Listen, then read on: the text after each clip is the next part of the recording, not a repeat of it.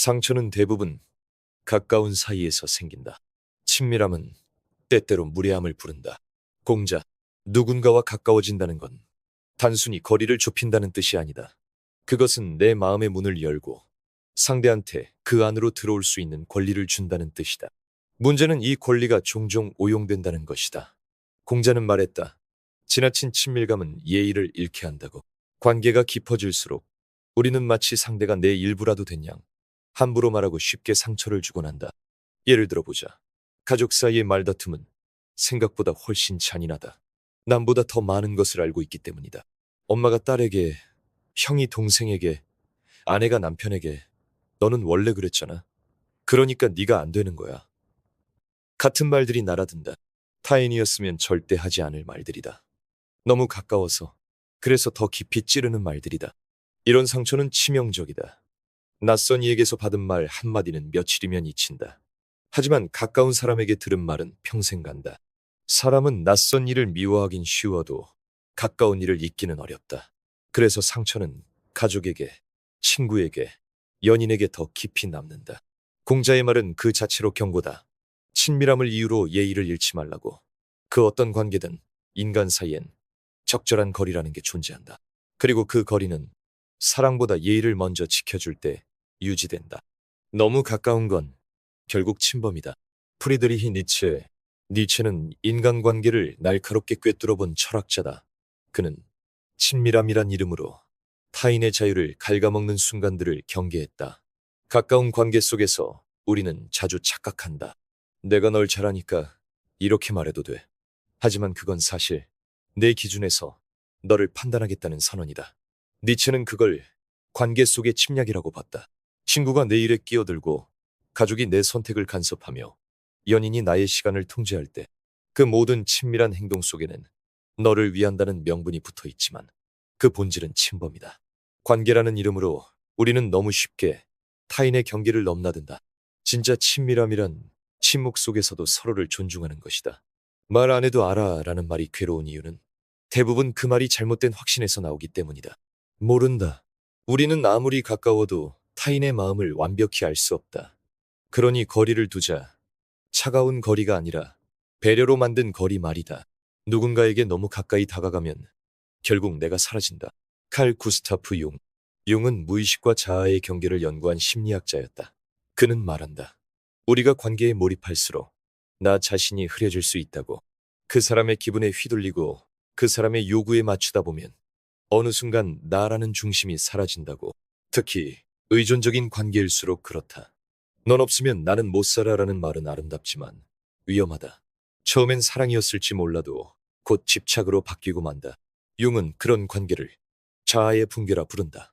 상대를 위해 살다 보면 결국 나는 더 이상 나로 존재하지 않게 된다. 관계는 나를 잃지 않는 선에서만 건강하다. 너무 가까우면 융합이 되고 그건 결국 나도 너도 사라지는 것이다. 그래서 진짜 성숙한 관계는 서로의 자유를 존중하며도 함께할 수 있는 거리를 만든다. 가까워도 독립적이고 멀어도 연결되어 있는 그런 거리 말이다. 거리가 멀다고 마음까지 멀어지는 건 아니다. 하지만 거리를 잃으면 마음은 금방 상처 입는다. 루신, 중국의 문학가 루신은 관계의 감정을 담백하게 정리한다. 우리는 종종 멀어짐을 두려워한다. 자주 연락하지 않으면 서운해하고 같이 시간을 보내지 않으면 소홀함을 느낀다. 그래서 억지로 연락하고 굳이 만남을 만들고 피곤한 감정을 덜어내기보단 감춘다. 그렇게 해서 유지되는 관계는 오래가지 못한다. 반대로 어떤 관계는 가끔 안부만 묻고도 오래가는 경우가 있다. 왜일까? 거리 때문이다. 무리하지 않고 억지로 끌어안지 않고 적당히 두는 거리. 그 거리가 상대방에게 숨쉴 공간을 준다. 그리고 그 공간 안에서 마음이 자란다. 진짜 오래가는 관계는 항상 가까운 게 아니다. 오히려 필요할 때 서로를 향해 다가설 수 있는 거리. 그리고 평소엔 각자의 공간을 존중해주는 관계가 오래간다. 좋은 관계는 멀지도 가깝지도 않은 거리에서 시작된다. 무명, 적절한 거리. 이 말을 떠올리면 나는 늘 기차 좌석이 생각난다. 너무 붙으면 불편하고 너무 멀면 대화가 어렵다. 적당히 붙어 있으되 서로의 팔꿈치를 침범하지 않는 거리. 그 거리에서 나누는 대화는 편하고 오래간다. 인간관계도 그렇다. 사랑하는 사람과도 때로는 떨어져 있어야 하고 좋아하는 친구와도 때로는 침묵해야 한다. 그 모든 거리의 균형 위에 신뢰와 예의가 쌓인다. 그리고 그 위에서 비로소 우리는 함께할 수 있는 관계가 된다. 가까울수록 예의를, 멀수록 따뜻함을 잃지 말 것. 그래야 그 거리는 사랑이 된다. 거절하지 못하는 사람이 무너지는 이유. 예라고 말하는 순간 나를 포기한 것이다. 파울로 코엘료. 많은 사람들은 거절을 잘 못한다. 부탁을 들어주지 않으면 나쁜 사람 같고 단호히 말하면 상처를 줄까 걱정한다. 그래서 억지로라도 예라고 말한다. 하지만 코엘료는 그 순간을 자기 포기라 말한다. 상대의 기대에 맞춰 고개를 끄덕이는 대신 내 마음은 천천히 그리고 확실하게 무너진다. 거절하지 못하는 삶은 결국 나를 잃는 삶이다. 내가 원하는 것보다 남이 원하는 것을 먼저 생각하고 그들의 감정에 더 신경 쓰다 보면 어느 순간 나는 나의 주인이 아니다. 주도권은 늘 타인에게 있고 나는 그저 좋은 사람이라는 껍질을 쓰고 사는 것이다. 생각해보자. 회사에서 퇴근 시간이 지나도 계속 일을 떠맡는 사람, 친구의 부탁을 거절하지 못해 늘 피곤에 쩌른 사람, 가족의 요구를 무리해서라도 들어주는 사람, 모두 싫다는 말을 하지 못한 채 자기 삶을 빼앗기고 있다. 겉으로는 착한 사람이지만 속은 텅 비어간다. 그리고 그 공허함은 언젠가 분노가 되어 터진다. 거절은 관계를 끊는 게 아니라 나를 지키는 것이다. 브레네 브라운, 심리학자 브레네 브라운은 경계 바운더리라는 개념을 통해 거절은 오히려 건강한 관계를 만드는 필수 조건이라 말한다. 자신을 지키는 사람만이 진짜 신뢰받을 수 있다는 뜻이다.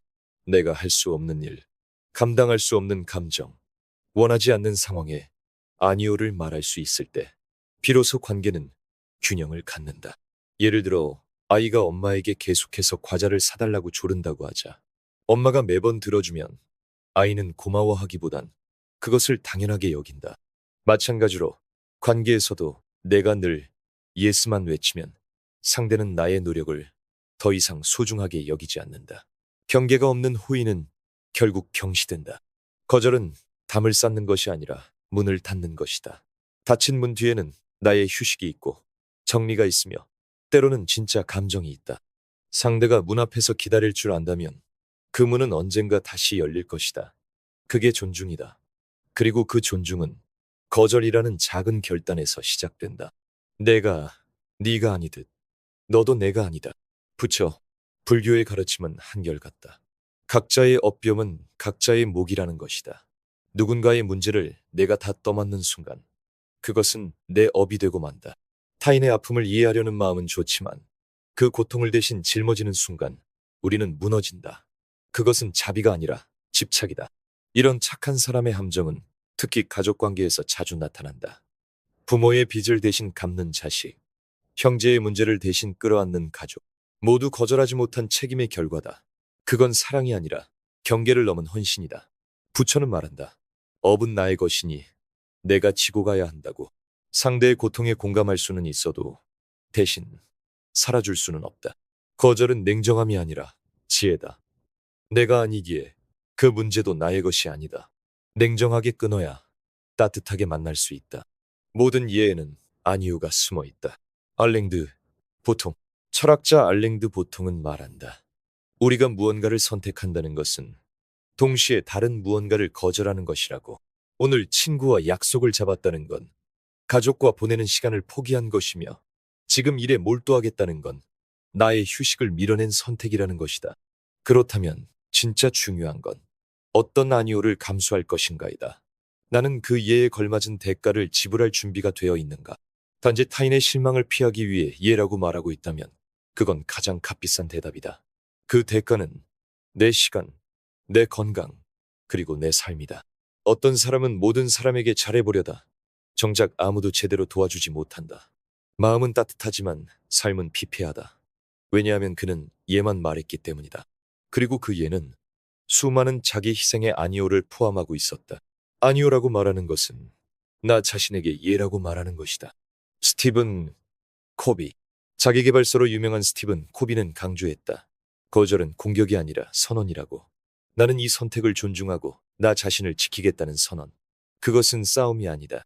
오히려 가장 성숙한 방식의 사랑이다. 거절할 줄 아는 사람은 신뢰받는다. 그 사람의 이해는 진짜이기 때문이다. 아무 때나 대답하지 않기에 그가 허락할 때 우리는 알게 된다. 정말 하고 싶어서 한 일이라는 것을.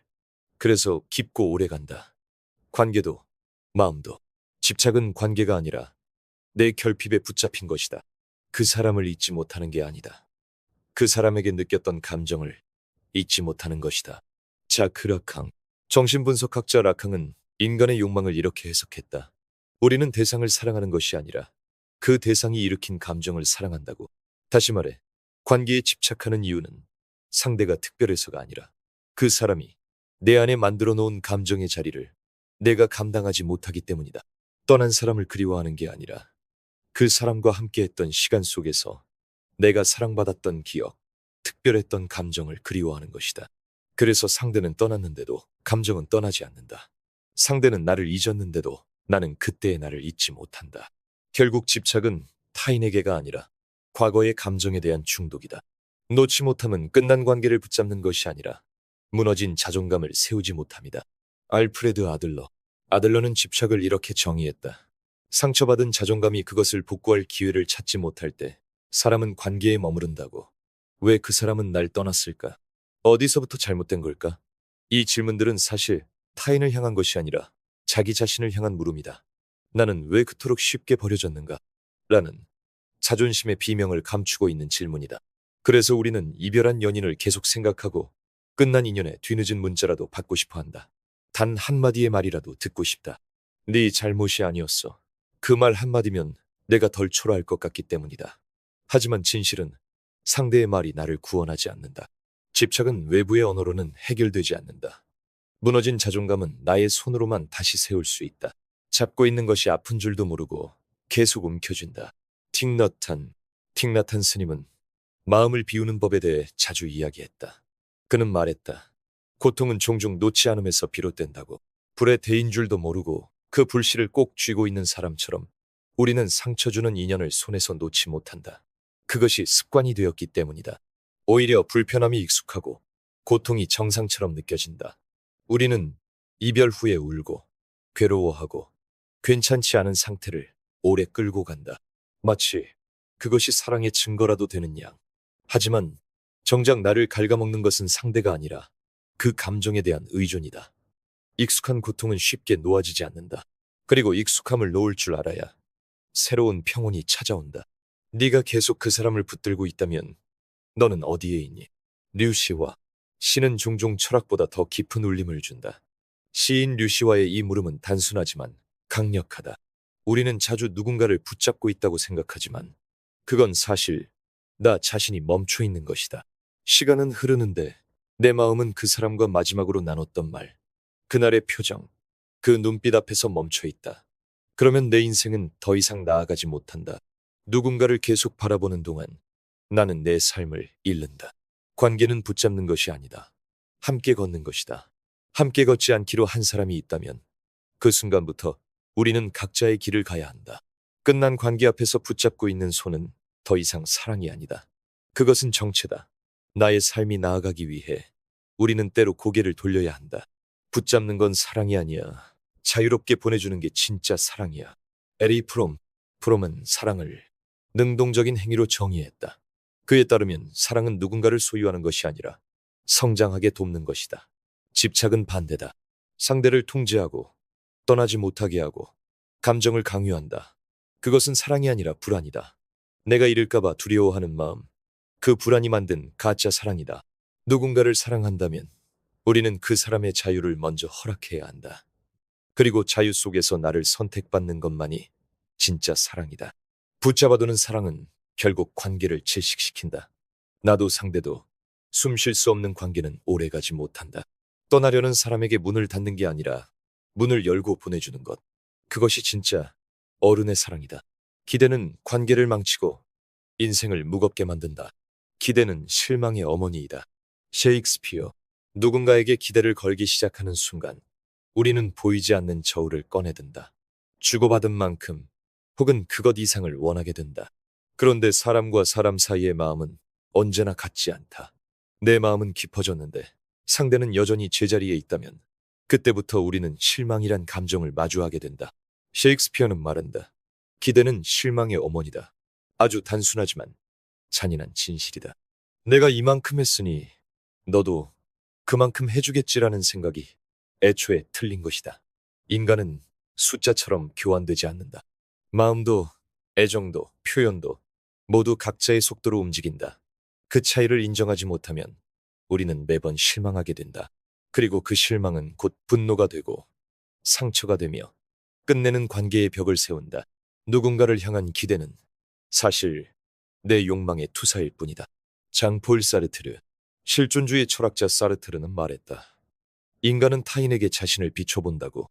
우리는 상대가 나를 이렇게 대해줬으면 좋겠다는 기대를 하고 그 기대에 맞춰 상대를 상상한다. 그리고 그 상상이 현실과 다를 때 실망한다. 문제는 상대가 변한 것이 아니라 내가 그에게 내 욕망을 더 씌운 것이다. 부모가 자식에게, 연인이 서로에게, 친구가 친구에게 흔히 이런 실수를 한다. 넌 나를 이해해줘야 해. 내 입장을 먼저 생각해줘야지. 이럴 땐 이렇게 해야지. 같은 말들 속에는 내 기준이 있다. 그리고 그 기준은 늘 내 욕망을 기반으로 한다. 그러니 상대가 그 틀에서 벗어나면 실망한다. 하지만 그것은 상대의 잘못이 아니다. 내가 혼자 기대한 것일 뿐이다. 기대는 타인을 조종하려는 부드러운 폭력이다. 한병철, 철학자 한병철은 현대사회의 투명성 강박을 비판하며 우리가 관계 속에서 얼마나 교묘하게 상대를 통제하려 하는지를 지적했다. 그 통제의 가장 대표적인 형태가 기대다. 나는 너에게 아무것도 강요하지 않아. 그냥 기대했을 뿐이야. 이 말은 겉으로는 부드럽지만 그 속엔 넌 내 기대를 알아서 맞춰야 해라는 보이지 않는 강요가 숨어 있다. 기대는 관계의 진정성을 가린다. 나를 사랑한다면 이렇게 해줘야지. 나를 생각한다면 이렇게 말해야지. 그 모든 기준이 결국 상대를 내 틀 안에 가두는 것이다. 관계는 조율이지 강요가 아니다. 내가 원하는 방식대로만 상대를 움직이려 한다면 그것은 사랑이 아니라 조작이다. 기대하지 않으면 실망도 분노도 없다. 불타. 불교에서는 무소유뿐 아니라 무기대도 중요하게 여긴다. 집착과 고통의 뿌리가 바로 기대에서 비롯된다고 보기 때문이다. 불타는 말했다.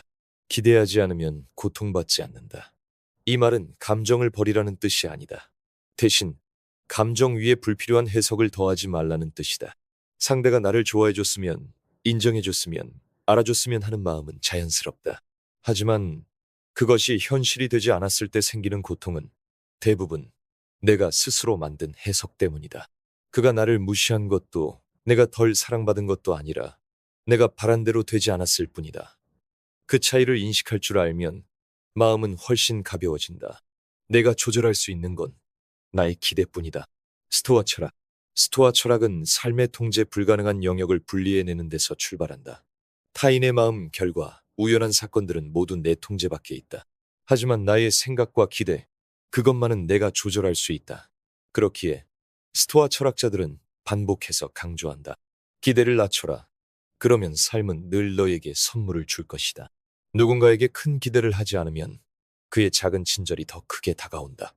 내 뜻대로 되기를 바라는 기대를 놓으면 현실 그 자체가 감사하게 느껴진다. 기대하지 않는 것은 냉소가 아니다. 그것은 기대를 감당할 수 있는 성숙함이다. 이 사람은 나를 배신하지 않았고 단지 내 기대를 충족시키지 못했을 뿐이다. 이 한 줄을 이해할 수 있다면 마음의 평화는 아주 가까운 곳에 있다. 함께 있어도 외로운 이유는 결국 진짜 나가 없기 때문이다. 외로움은 타인의 부재에서 오는 것이 아니라 자기 자신과의 단절에서 온다. 칼 구스타프 용. 사람들은 종종 말한다. 주변에 사람이 많은데도 왠지 외롭다. 아이러니하다. 분명 함께 있는데 내 안은 공허하다. 융은 그 이유를 정확히 짚었다. 외로움은 단순히 누가 곁에 없어서 생기는 게 아니라 내가 나 자신과 연결되어 있지 않기 때문이라고.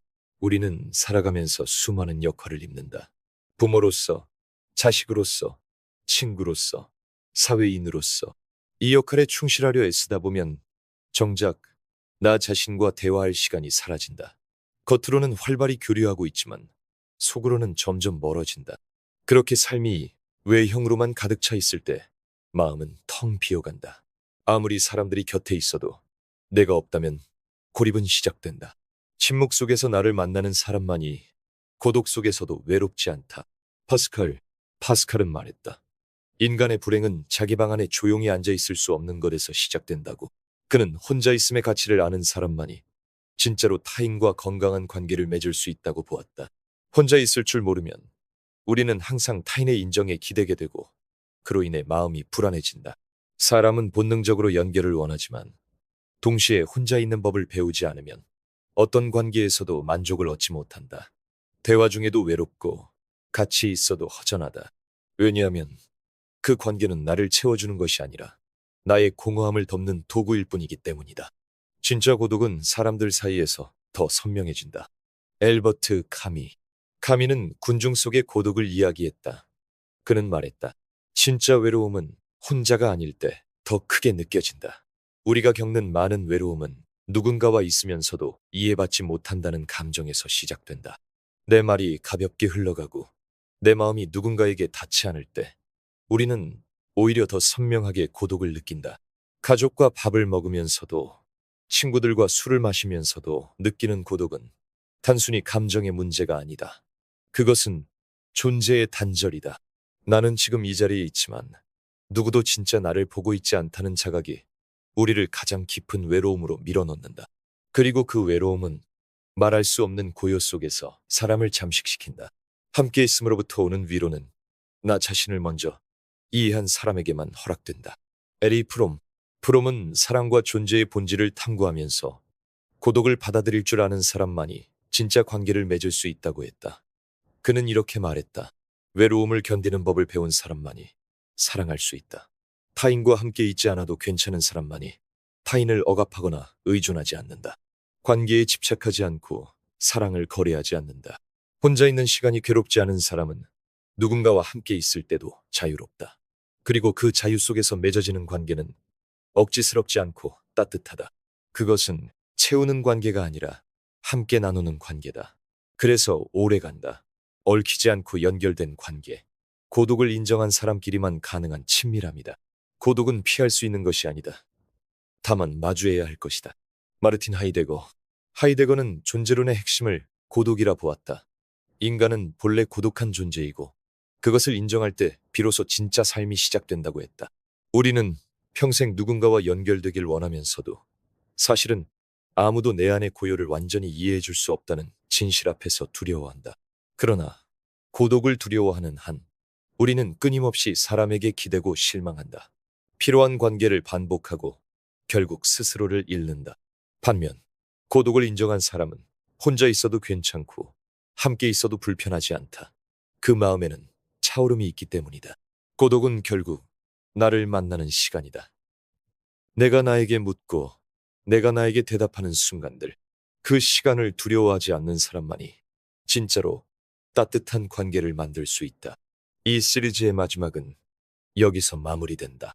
우리는 인간관계에서 상처받고 집착하고 기대하고 외로워하며 살아간다. 하지만 그 모든 고통의 중심에는 결국 나 자신이 있다. 내 마음을 제대로 이해하지 못하고 내 경계를 세우지 못하고 나의 감정에 책임지지 못하기 때문에 우리는 관계에서 흔들린다. 당신은 지금 당신과 연결되어 있는가? 고요한 방 안에 혼자 앉아 이 질문을 자신에게 던질 수 있다면 당신은 이미 외로움을 이겨낸 사람이다. 그리고 이제야 비로소 진짜 관계를 시작할 수 있는 사람이다.